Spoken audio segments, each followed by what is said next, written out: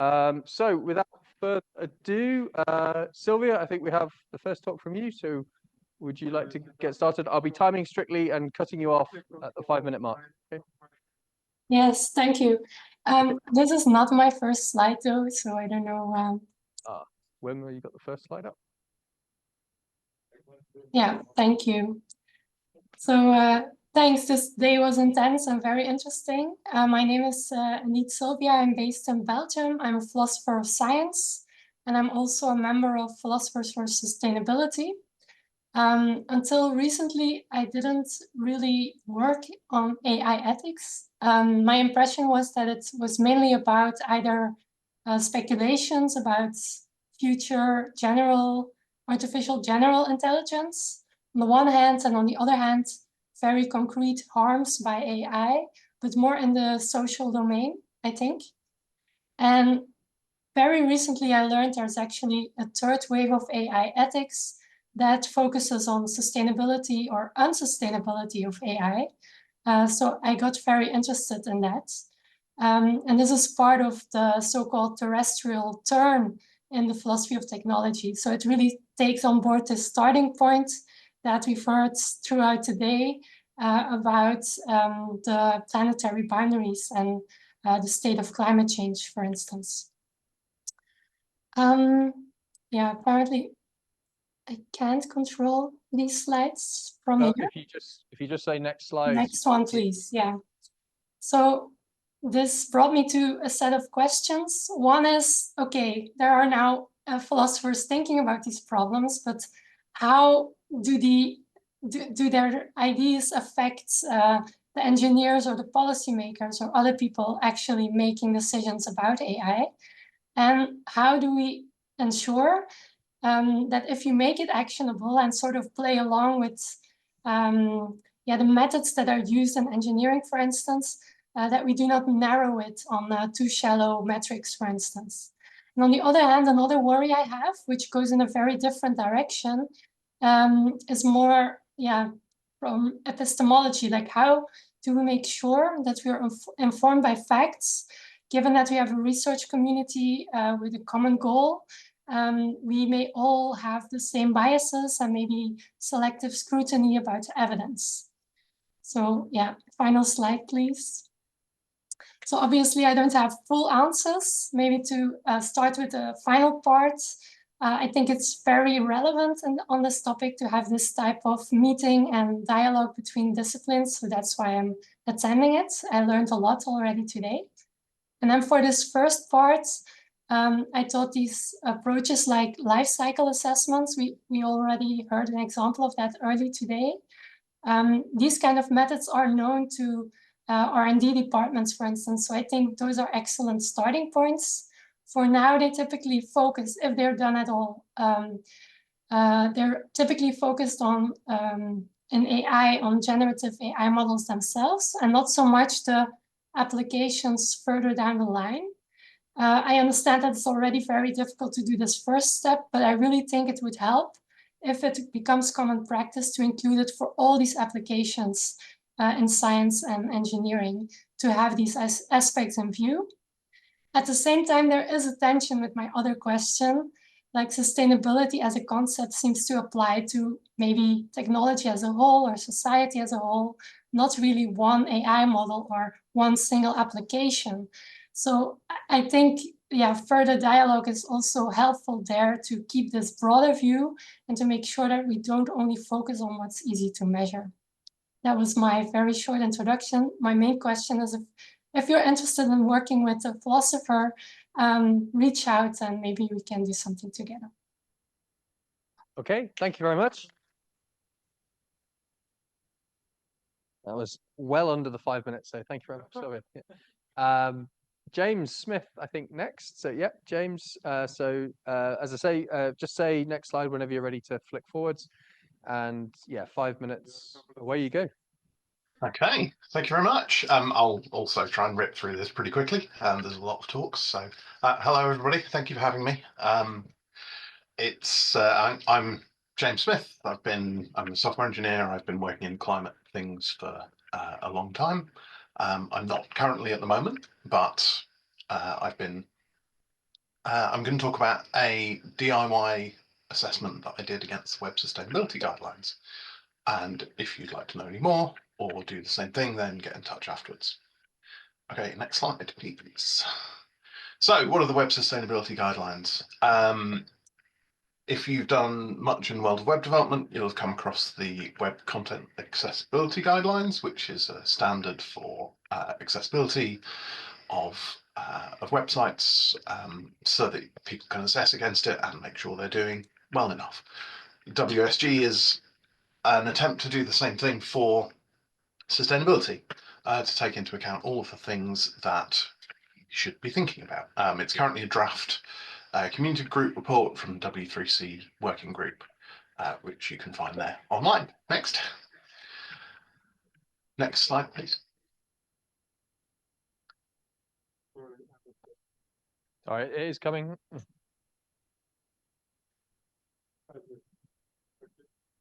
Hey, it's really, really detailed. It's got loads and loads of individual guidelines. When I started looking at it, it was kind of a bit of a quite overwhelming. Lots of individual guidelines, and each of those has got one or more success criteria about all of the different things. It covers all sorts of stuff. It crosses over a huge amount with other areas. So there's a lot in there about security and accessibility, because if you're building secure services and accessible services, then people don't have to work so hard and use as much energy to use them. Things like that. There's also a lot in there about, it's not just about the hosting or the technology, it's about the business model, it's about the product design, the UX, all that sort of thing. So making sure you're building something useful that people want. Next, please. So I'm looking at this because I'm building a thing called Manifold, which is a self-hosted open source application for 3D models, which is 100% open source. It has some funding that I got, and they had they provided security and accessibility audits as part of that funding. And so I wanted to do a sustainability audit as well, because this should be a thing that we can do. So next slide. There wasn't anything out there. There was the draft, obviously, but there was no process to go with it. So I was like, how am I going to do this? So being a developer, I broke out some code, and the whole thing's available as JSON data. So downloading the JSON data, I wrote a little script to transform it into other formats, and I turned it into a markdown template, which you can see on the next slide. There's a link there at the bottom if anybody's interested in the thing. So this is the assessment that I did on our website. It's just there. This is just a markdown page, and it's been automatically generated from the spec, and then it has a bunch of empty gaps in there for you to write in your assessment. Next page.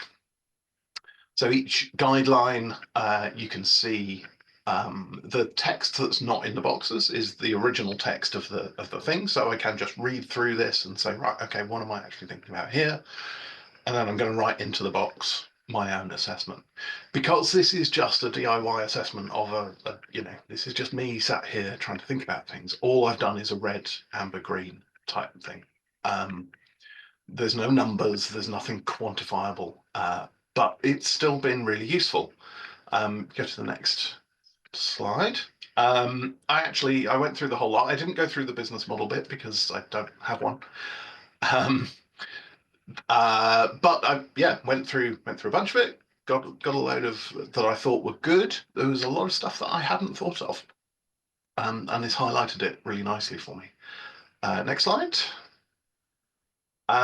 Most people don't want to work in Markdown, so it also will generate a CSV. So you can pop it into Excel and you can run your assessment through typing into the boxes. And that is pretty much it. If you go on to the next page, there are some links to the thing, to the application, to me. Yeah, it'd be great if more people did it. Thank you. Thanks very much. So yeah, great, another great talk. So next on to Damon, I think Damon Hart-Davis. Yeah, hi. First thing, I failed to plaster my contact details all over it. I've just put in chat. this PDF, and if you look at the site at the top of it in which it's hosted, that's my website. So if you want to contact me, you can. I am interested in climate, but also a long interest in distributed systems, computing, and energy.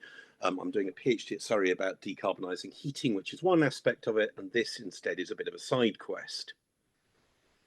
So I was a relatively early user of Twitter because I wanted to distribute some public information. In fact, UK carbon grid intensity live. And I left when Musk turned that feature off, that it was no longer free to publish such stuff.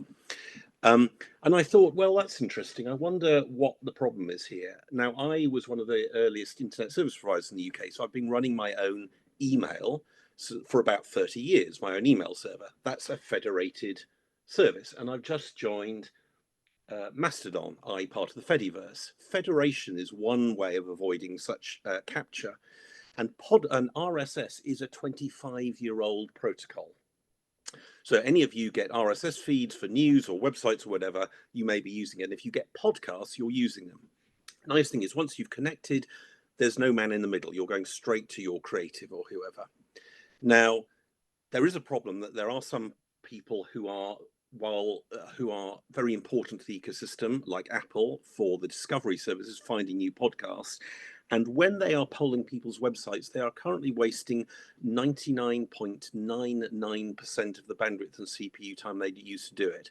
So as a test for this, my own podcast, I haven't updated deliberately in 3 months. And one of them, actually not the one listed here, a smaller one, so I'm not going to slander them on screen, is polling 200 times a day. Nothing has changed for 3 months. Next slide, please. Okay, so I'm writing a paper which this is derived from, and in that paper I list a handful of simple fixes that clients and servers can do for order of magnitude improvements.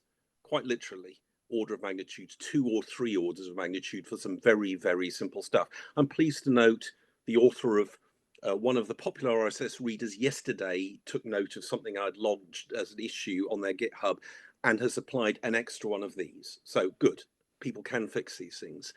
I also describe some simple configuration changes I make to my Apache server, which reduces the traffic by people who aren't doing these things nicely by a factor of 3. But frankly, if the main players, Amazon, Spotify, Apple, and Podbean, would spend about an engineering day each, I think they'd probably reduce traffic for podcast feeds by at least 100-fold. The trouble is, of course, they can't be bothered because they're too important for the ecosystem. Next, please. So I made an initial estimate, which I need to do better, which is this is wasting maybe 100 kilowatt hours per day globally on electricity, on CPU and bandwidth. And in some cases, creators who aren't terribly well paid are paying for those things. It's not vast, but it's kind of more important. It's a canary in the coal mine. If Apple, with plenty of engineering resources, cannot be bothered to put the effort in they are doing it really, really badly. They're paying no attention to caching headers. They're paying no attention to retry after headers, just really badly. If they can't be bothered to put in a single engineering day, what are all their green promises worth in other aspects of their business? I do think this should be a kind of test of how serious people are about being frugal or green in their computing. A suggestion, having talked to someone in Germany, someone in Australia, someone on the west coast of the US about this, who are also trying to kind of prompt people to do the right thing, is it might be useful to have a green feed test where you point your feed or your client or your server side at it and say, how green is my use of this service? And it'd be relatively simple to do, and it would be one of these things like the lightning test built into your Chrome browser or whatever, where very quickly you would be able to make huge differences and the end user wouldn't see any difference. Okay, I'm done.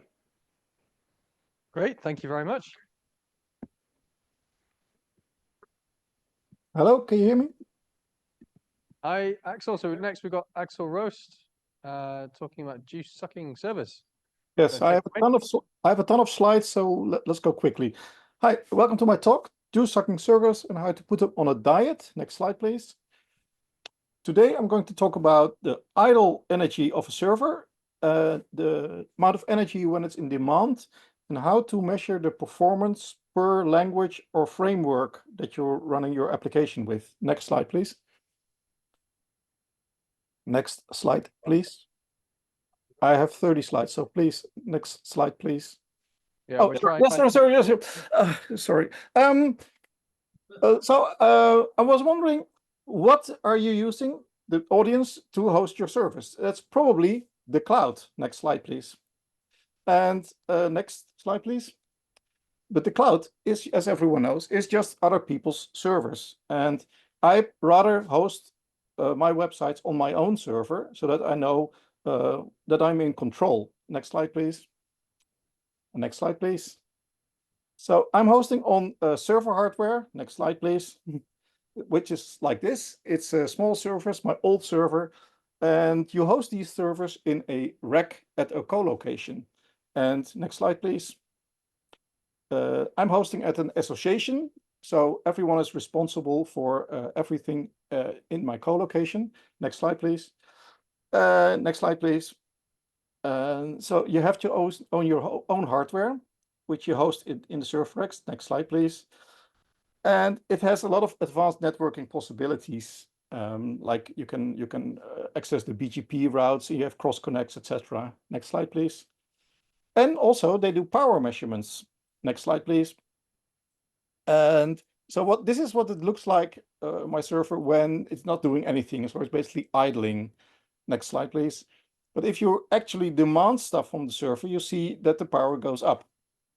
But this is not precise enough for my purposes. This only measures like once every minute. Next slide, please. Next slide, please.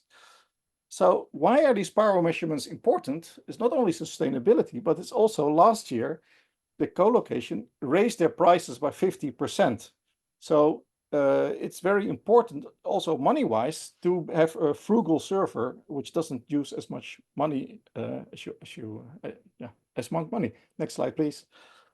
So what can we do to measure the power and control it? Well, most modern servers have sensors inside for the temperature of the CPU and the memory. And they also allow you to control the fans in the server, as a previous presenter also talked about. Next slide, please.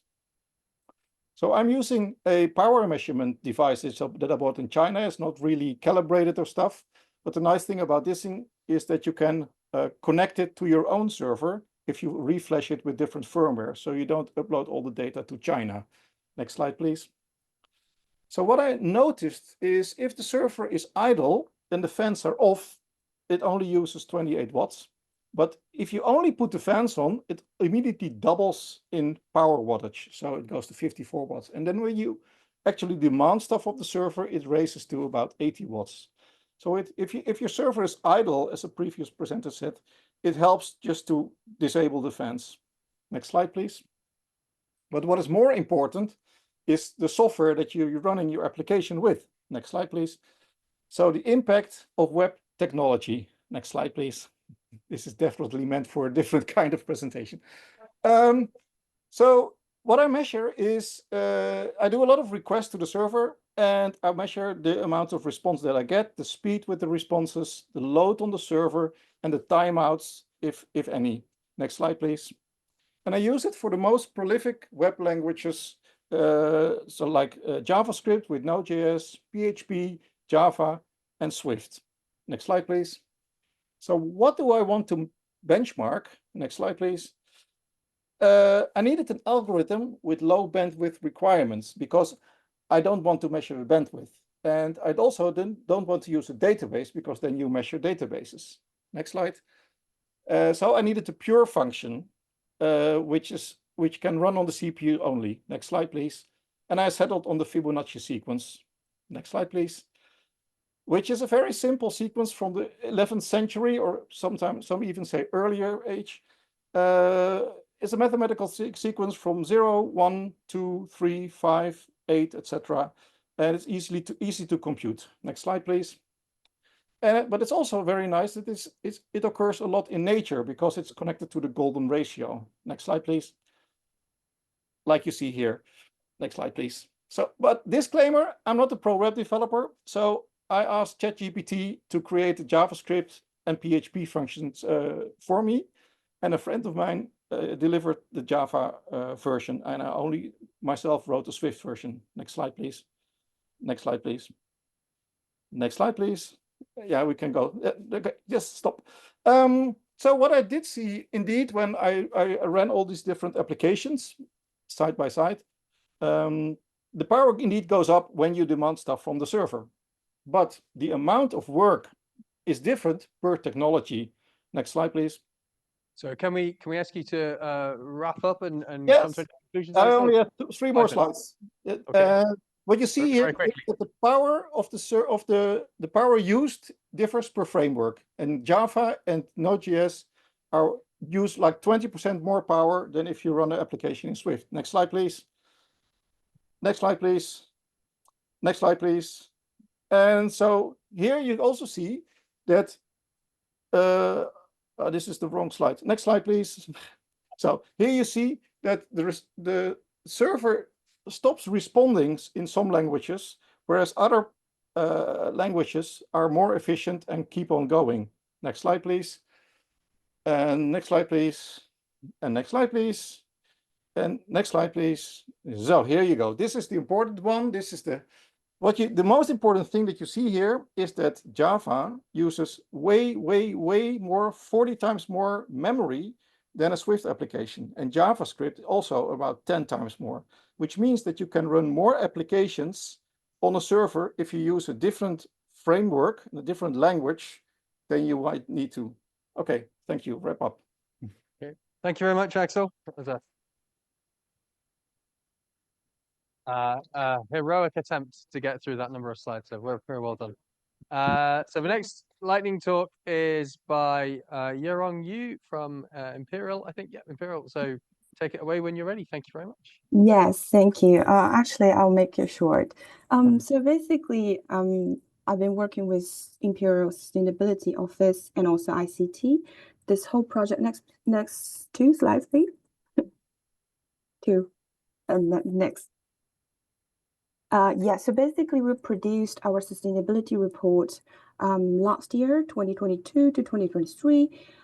So there are like quite a lot of like carbon emissions, but most of them are falling into the indirect emissions, as you can see from the figure.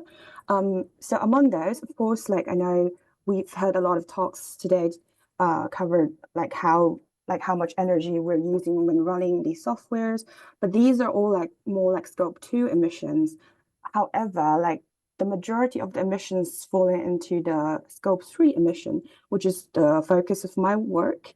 Next slide, please.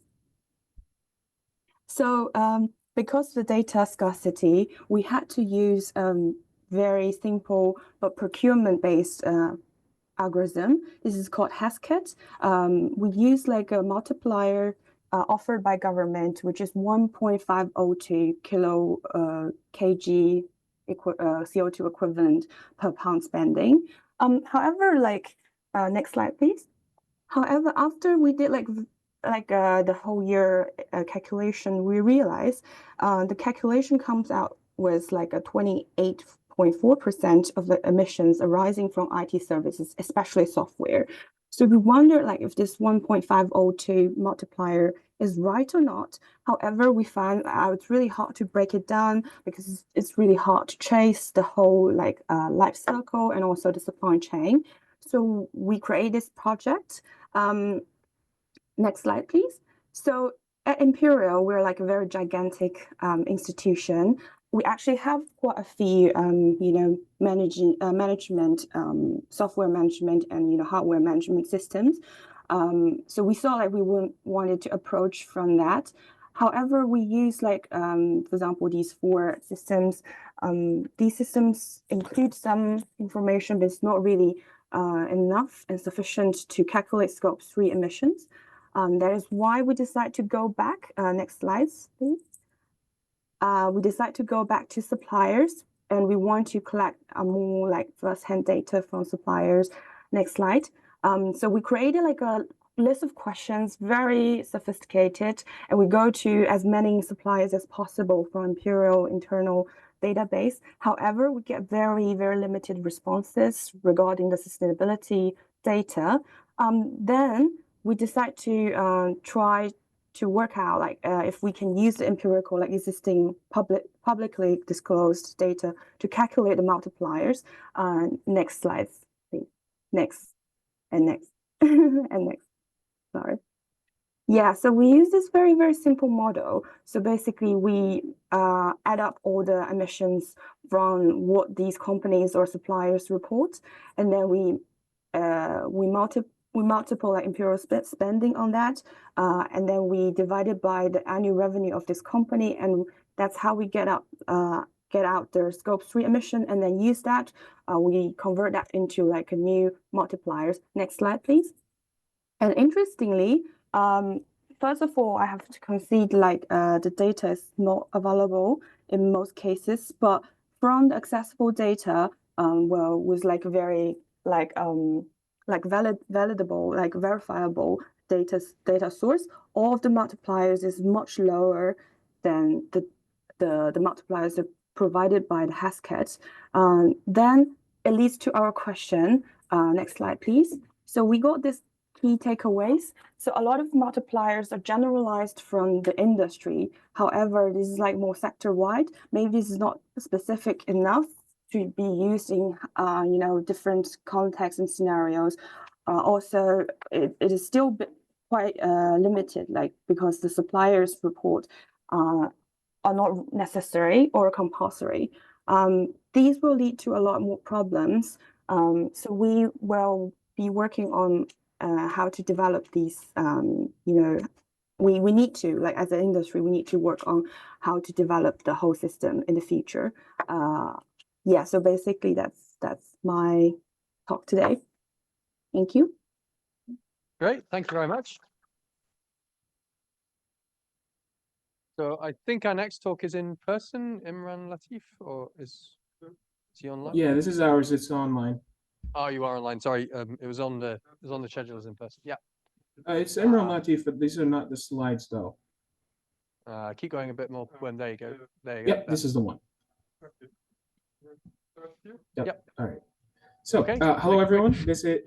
Okay, great. Hello everyone. This is Marwan Ruby and Mohtadi Mahim. We're presenting Brookhaven National Laboratory, or BNL for short. We're located in New York, and we are here today to talk to you about our research on high-performance carbon-aware computing. So the rapid growth of AI model training has significantly increased the consumption of high-performance computing, or HPC for short. And now AI is essential to most research projects. This demand has led to heightened energy usage and unprecedented Scope 3 emissions, carbon emissions specifically. Currently, HPC nodes, primarily air-cooled, generate substantial heat, necessitating high fan speed and increasing power consumption, which inevitably increases carbon emissions as well. All those reasons intensified the reasoning to find a more sustainable solution. So for us to experiment this, we are doing it between liquid-cooled directed chip cooling systems and air-cooled systems. For that, we're using a full 8 GPU high-performance computing NVIDIA H100 nodes. And to test it, we track carbon emissions using a Python package called Code Carbon. To experiment on the GPU, we use various AI models, including image classifiers like ResNet models on CFAR10 datasets, LLMs like Llama 13B, and stress tests on GPU. So our case study goal was to benchmark the carbon footprint of AI and HPC workloads. We did this by first observing the stranded power in the data center. As shown in figure 1 shows the different levels of each node. So the rated power of each node is just above 10 kilowatts. However, when we fully utilize them, we see that the power consumption never exceeds 8.5 kilowatts. And still, we're provisioning about 14 kilowatts per node. All this is excess power and is stranded power that will never be used. So our proposed solution is to convert the nodes from air-cooled to liquid-cooled. So figure 2 shows the increase in number of nodes we would achieve from this conversion. Numerous previous research has shown that liquid cooling nodes consume about 20 to 30% less power. And we can see from the graph that if we were to just switch to liquid cooling, we could see a about 20 node increase, which is about a 30% increase using just the provisioned power. And if we can deploy a greater number of nodes using the same amount of power and energy, then we would be reducing the carbon footprint we leave behind, especially as we expand the data center. Could you go to the next slide? This slide strictly shows our data on air-cooled nodes only. The next step in this study is to conduct the same data on an HPC node of similar characteristics to an H100, but it's liquid-cooled. Additionally, our studies have showed that lower batch sizes take less power but more time, while higher batch sizes take far more power and significantly lower time, as indicated in Figure 4. The total energy for each run shown in Table 1 directly correlates to the carbon emissions, which is shown to decrease by the same logarithmic function that is shown on Figure 3 as we go up in batch size. The GPU burn was also conducted to show the thermal design point and maximum carbon emissions that we used as metric to multiply it by the amount of hours for the other ones and compare the rated versus actual power utilization. Can you go to the next slide, please? So for our future research, it targets a few different sectors. The first is that this research can help the data center better plan its expansion and have a better estimation of the power consumption of the HPC nodes.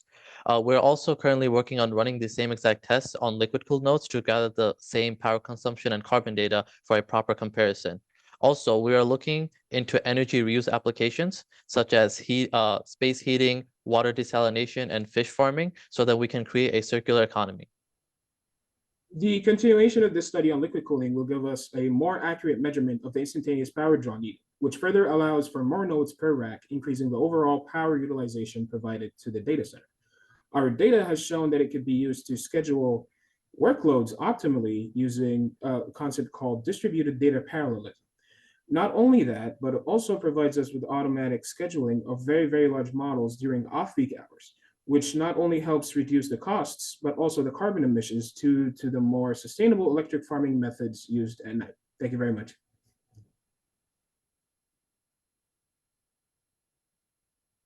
Great, thank you very much for that. And so I think Emmanuel Simile is next, and is that in person? Yeah. Nice to meet you. So take it away whenever you're ready. Yeah. Oh, sorry. Whoa. Oh, sorry, I almost forgot. Oh, I hit the microphone. Yes. This is missing some part. There you go. Just next slide, and then we'll.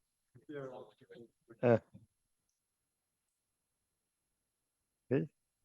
So, hello, I'm Emanuele from the Glasgow Scott Grid. We are part of the WLCG, which is the worldwide LHC computing grid, which I'm not going to explain what it is. So if you don't know, Google it. I thought there was a strict limit of 3 slides, so I skipped the title and I'm going straight to the point. What we have been doing for the past 2 years is try to rate a computing system, not just for performance, but also sustainability. And so we develop a figure of merit, which is basically the result of the standard benchmark in high energy physics, which is called HEP score, divided by the power used by the machine. And due to the shape of the load, we don't use the normal average, but the 75.9% percentile, which has some reason. If you are interested, ask me later. So yeah, this is the first result. So we rated a bunch of machines, mainly the one we possess, plus some that have been tested remotely. And the main observation is that, well, with respect to the machine we had 2 years ago, which were like from this range down, performance of x86 server is, well, performance per watt of x86 server is lower than ARM servers. So we decided to switch to ARM CPUs. And due to this, next slide, please. So yeah, after a bunch of testing, we purchased and we have been donated a few ARM servers, which we installed in our data center.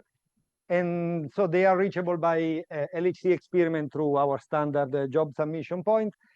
And at present, unfortunately, only Atlas is using the ARM resources because it's the only LHC experiment that has completed the physics validation.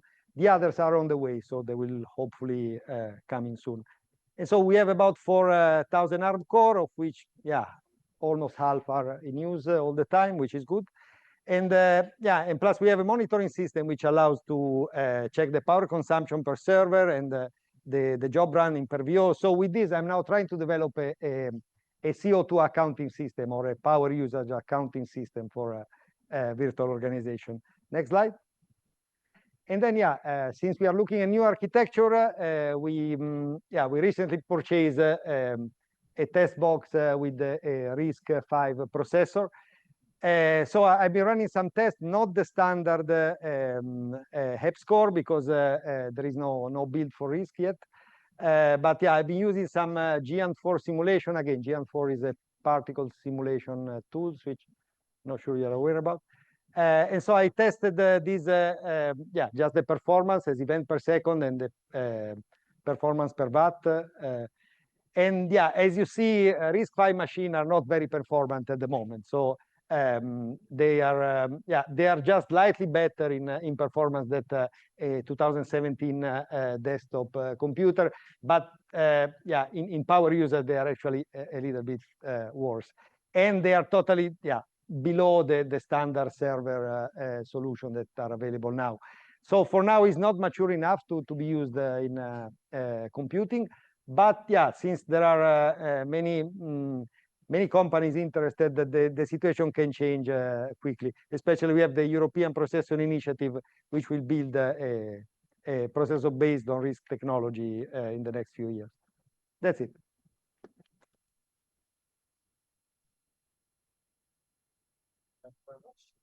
Well under time. So we have Dwayne Spiteri next. Yes. So do you want to? This clips on through here. Yeah, anywhere you like. Good. Hello. Yes. So thank you. I do have slightly more than 3 slides, but only 7. It's fine.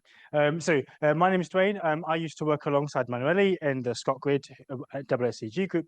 I now work at DAISY, which is a German site that has a large data center and an experimental lab in Germany. So it's a very large scale organization that deals with high volumes of compute work, has very large data store and large compute facilities as well.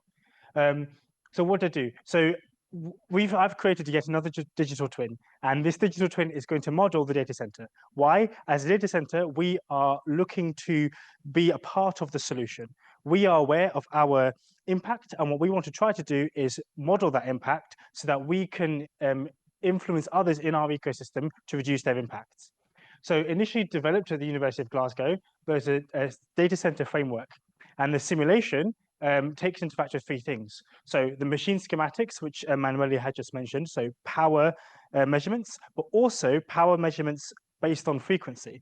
And in addition to this, you want to compare one server to another. You need a value that tells you how much better the server is running work than the other. And this is where you can get from frequency-based observations and things like HEP score, which Manueli talked about in his previous talk. But then you need to know what you've got. Data center inventories, they're messy. They're not all in one place. Everybody has different systems. Sometimes you can use Redfish API to read them, but they're complicated. And larger data centers, especially older ones, have a huge myriad of different things inside them. So getting all that formatted is another thing. And then you've got the carbon intensity data. This could be expanded, but at the moment, this simulation just takes in the regional or general data for your country. And then you can get some outputs. So next slide, please. This is being powered by Research for City 2.0. I wanted to very briefly talk about this project because it's an EU-funded project with at least 10 partners, most of them in German, KIT and DAISY, and even CERN. And DAISY is the only institution looking to develop strategies for energy management in green data centers. And so, like I've said, I'm going to create a digital twin of the DAISY data center and use that to investigate energy or carbon saving strategies that we can employ as a data center. Next slide, please. This is very complicated, but I'll leave this slide here because when I upload these to the Slack, you can go over in the detail.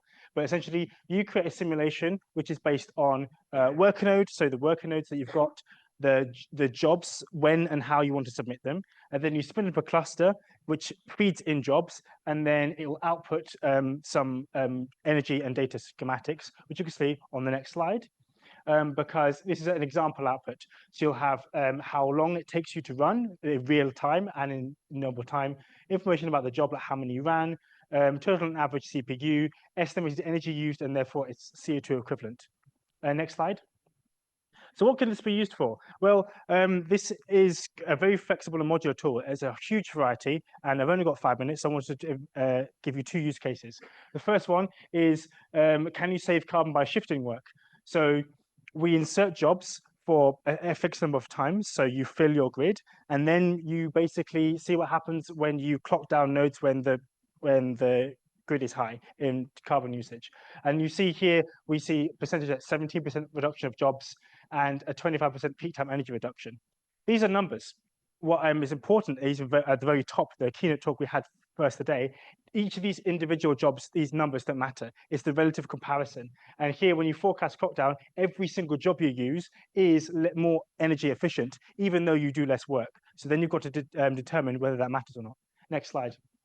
And then Dan Potopolsky will talk about this a bit earlier, but you can also try to do smart procurements. So you have stuff you want to use, you can see what's there out in the market, get the information from them, and stick that into the simulation and see whether or not it makes sense for you to use one type of machine or another.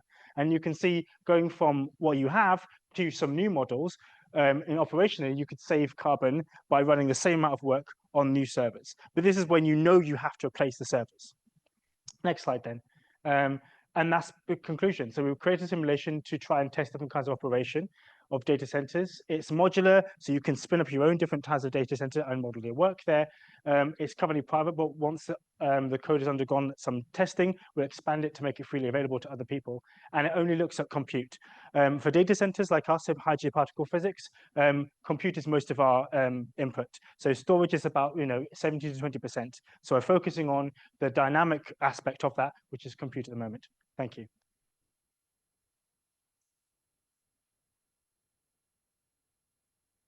Thanks very much. So the next talk is Gordon Stewart. Yeah. Right.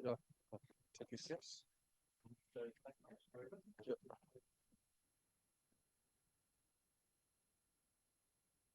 So yes, if you've been paying attention to the talks earlier today in the sessions, a lot of what I'm going to say is going to sound very familiar indeed. So I'm Gordon, I'm the technical coordinator at ScotGrid and the team leader of the Glasgow site. I'm going to try and draw together some of the threads of disparate research that we've got going on and talk a little bit about how we can use that information to change our operational behavior and achieve small performance improvements and small improvements in efficiency. So a couple of talks ago, Emmanuel talked about our comprehensive benchmarking efforts that we've been undertaking over the last few years. We know now from the work we've been doing that ARM is a lot more performant for us. Actually, one of the really exciting things now is that there is genuine competition to x86 in our part of the server market. We saw the early generations of ARM were light years ahead of the equivalent x86 machines. The recent generations in x86, the sort of 4th gen EPYC chips from AMD, drew back. Just in the last couple of weeks, Emmanuel has been benchmarking the Ampere 1, the latest ARM chips again, and they are sort of drawing ahead. So the competition in that space is great. As was said earlier, technology is not going to save us, but at least there's the impetus there for them to do a bit more, and it's going to help. So we know that ARM is more efficient for us. We also know that the efficiency is very much frequency dependent, and that stepping back by even quite a small amount in terms of clock speed gives us a much greater improvement in terms of the carbon impact. This is especially true of the ARM chips, as evidenced by the more prominent peak in the graph there. Incidentally, that screenshot's taken from the Sustainable Procurement Portal that Dan will be talking about in a few minutes' time. And if we put that to one side, we also talked earlier, we saw people talking earlier about the UK's National Energy System Operator. The word grid there is deprecated as of a couple of months ago when they were bought out. But the NESO provides us with lots of data, which is really nice. They provide us with historical data so that we can look back at trends over the previous few years. We can see that carbon intensity has been trending downwards by perhaps a third or more over the last 5 or 6 years. And they also give us forecast data for the next 48 hours at sort of 30-minute intervals with a fairly high degree of accuracy, seen quoted correlation coefficients of sort of 0.97 or thereabouts. And we can see this fluctuates a lot. which isn't surprising because if you look outside, you'll see the weather fluctuates a lot in this country. And so this lets us pose the question, can we run at lower frequency, but perhaps only when the carbon intensity is high? We can use the equipment to its fullest potential. When carbon intensity is low, we can run at high power. And then we can step back when the carbon quotient is going to be a little bit higher in order to try and achieve a balance between performance, throughput. We're a high throughput site. That's ultimately what we measure our success on, and also our carbon impact. So if we look at the next slide, please. We did some desktop pen and paper exercises on this. I think the spreadsheets were probably involved. But it became clear we needed another tool to help us, and that's the research activity that Dwayne led when he was working for us before he moved to DAISY, and it's the simulator that he just talked about. So we have this simulator, which has a fairly good model of the compute side of our site. We don't currently model the infrastructure, the networking, the hypervisors, everything else we need to keep things ticking over, which is non-trivial. And we don't currently model the storage either, although my colleague Sam is doing work in that area. So we've got a simulator. We can feed in a mix of jobs. Again, we're using a mixture based on the sort of real jobs that we have at the site. We can choose a coefficient, so a threshold, if you like, and that's the point at which we've decided on balance, we will step back. If the predicted carbon intensity gets to this value, then we will throttle down and accept that we will do slightly less work, but hopefully our carbon intensity will drop in return. So we can run the simulator. As Dwayne said, it produces lots of data. It spits out lots of numbers. We pass that through our presentation layer, if you prefer some JavaScript, and in return we get some graphs. So we've got a couple of examples here. There are lots and lots of different examples and things that we can plot, but with two examples there. These graphs can be interpreted quite simply. On the horizontal axis, we have the proportion of the theoretical maximum amount of work that we did. In the vertical axis, the percentage improvement in terms of the carbon efficiency. So if we look at one example, this is on an NVIDIA Grace system that we have in Iraq, sort of 5 minutes that direction. And here, if we were to accept a 5% decrease in terms of throughput, we would see a smidgen over 20% improvement in terms of the carbon impact, which is potentially quite a decent trade-off. If we look at the next slide, then we can obviously tabulate lots and lots of different combinations for different combinations of hardware, different combinations of jobs, looking at historical data from different years. And we can then plug that into our site where we have 20,000 cores and 14 petabytes of storage, and hopefully achieve non-trivial improvements in terms of our carbon impact. So we know ARM is up to 50% more efficient than x86 for what we were doing, certainly previous generations. Again, this is changing all the time. We know that the efficiency is very much frequency dependent, and we can see that by adjusting the frequency, we can make real improvements in our performance. The other question we have, and this ties into some of the stuff that Doug was talking about, is can we actually go one step further and turn off things when perhaps the carbon impact is going to be high? Now, we can't turn things off and on all the time because the time scale, it just doesn't work.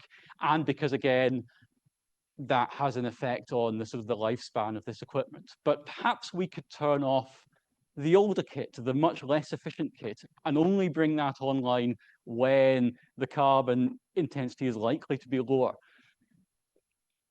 That's the question we're looking at just now. The advantage of that would also be that the embodied carbon that is embedded in this old kit could perhaps, we could perhaps get the most out of that by running it for as long as we can without, or at least balancing off the fact that it is less efficient and it's going to be using more energy than our much newer equipment. Because as the Schedule 2 emissions continue to trend downwards over time, then the impact of that embodied carbon becomes much more significant. Thank you. Thank you,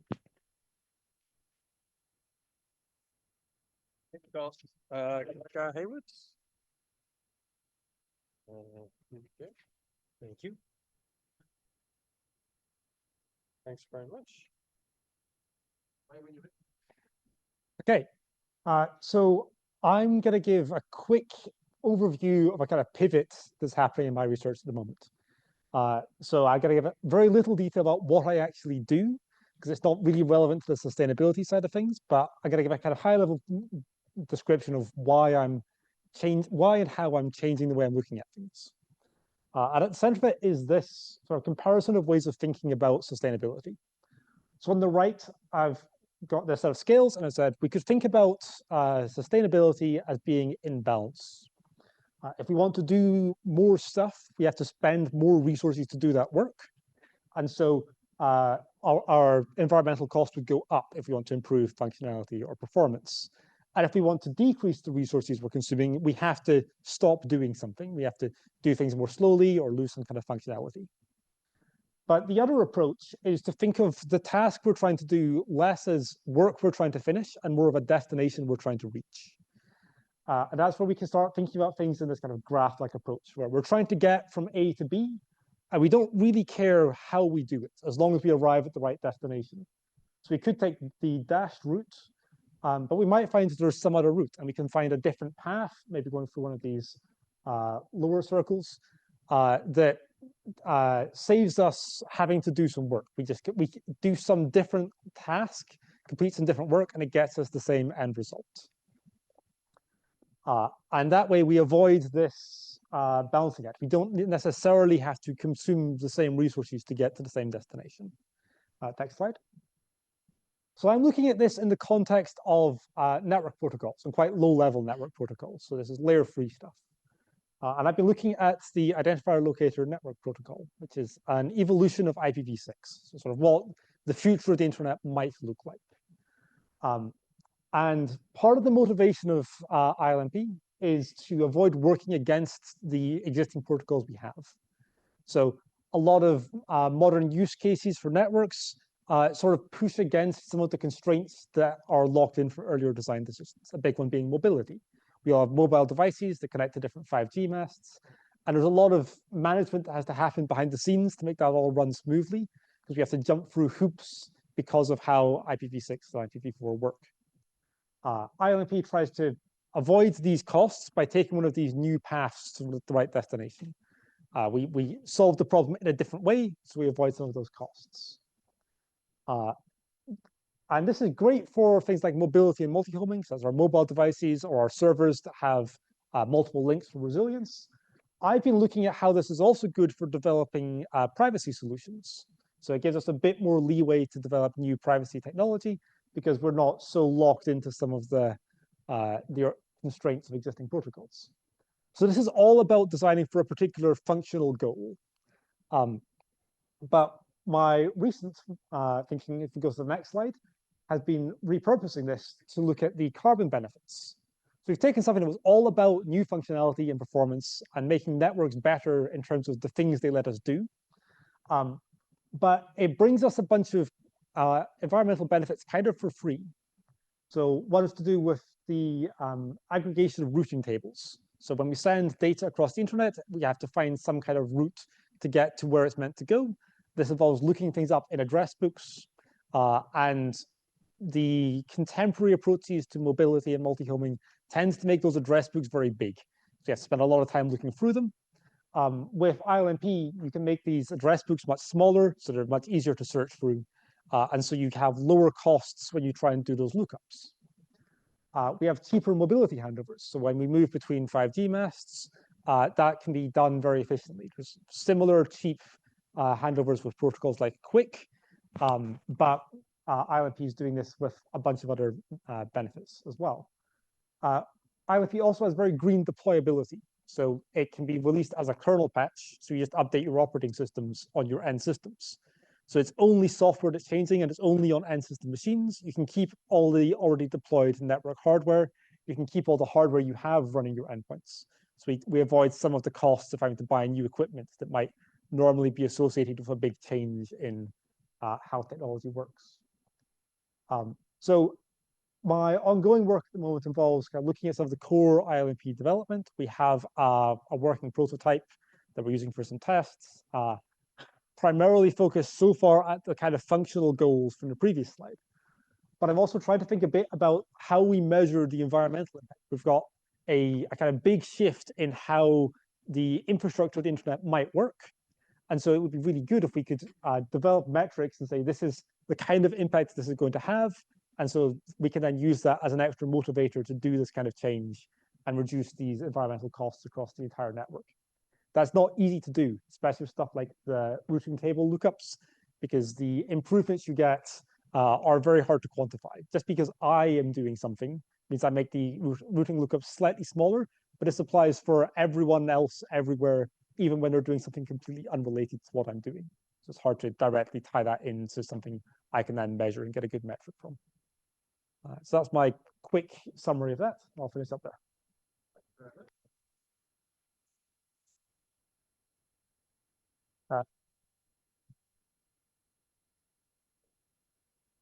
Very much. Great.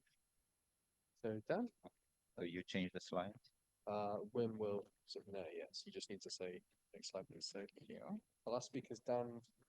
Dan Protopopescu. Okay.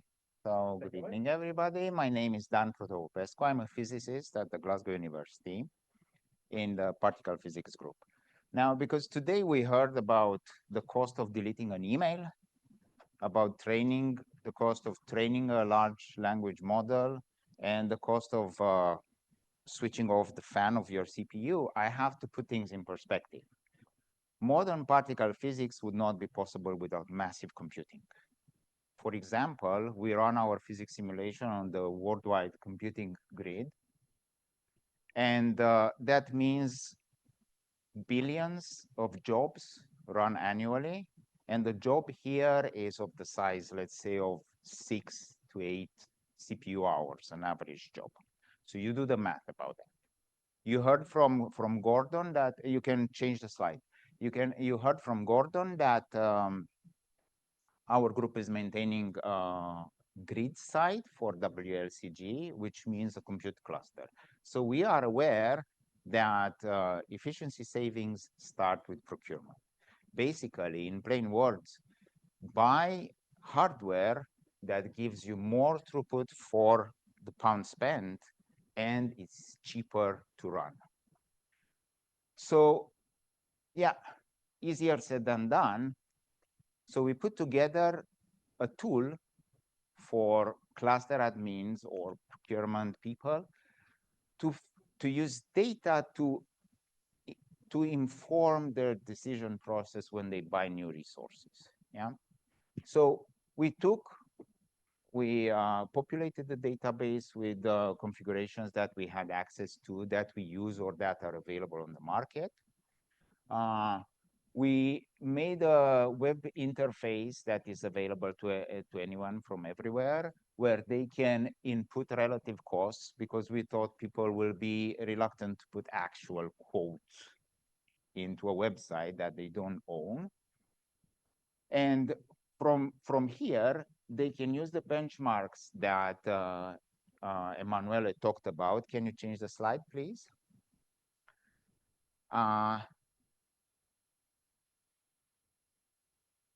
To plot graphs of these benchmarks and evaluate the running costs and the capital costs. Emanuele already talked about those benchmarks that were carried using the HEPSpec package, which is a standard package using workloads specific to high energy physics, and tools for measuring the power consumption. Gordon already explained how the performance varies with frequency. So we can go to the next slide where we have the graphs, and this is what is informative. So you can see here that the costs, the increase in efficiency between different architectures is quite remarkable. If you look at the older CPUs, older configurations, you can see that newer configuration give you much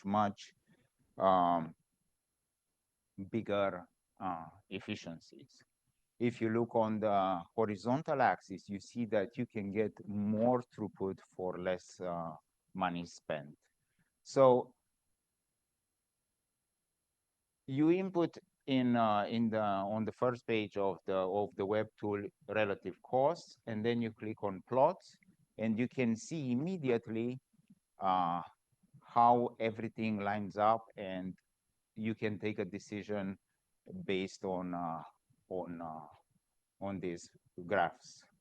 Now here I made to illustrate. I was planning to do a live demo, but in this setup it didn't. I think it would have not worked. So here I made an example where, for example, I said, let's say the NVIDIA Grace price dropped by 15%. How would that change my procurement decision? And you can see that with NVIDIA, you get a much higher energy efficiency, but also if the price drops, you get much more throughput for the pound spent, so for the initial costs. You can try this tool. Anyone can try it. Anyone can provide feedback. It is made to be scalable. So in principle, one can add new benchmarks, new configurations. And we hope it will be useful for future purchases for large-scale computer cluster administrators. So there are links provided in the PDF, so anyone can try it, and please go ahead. That's it.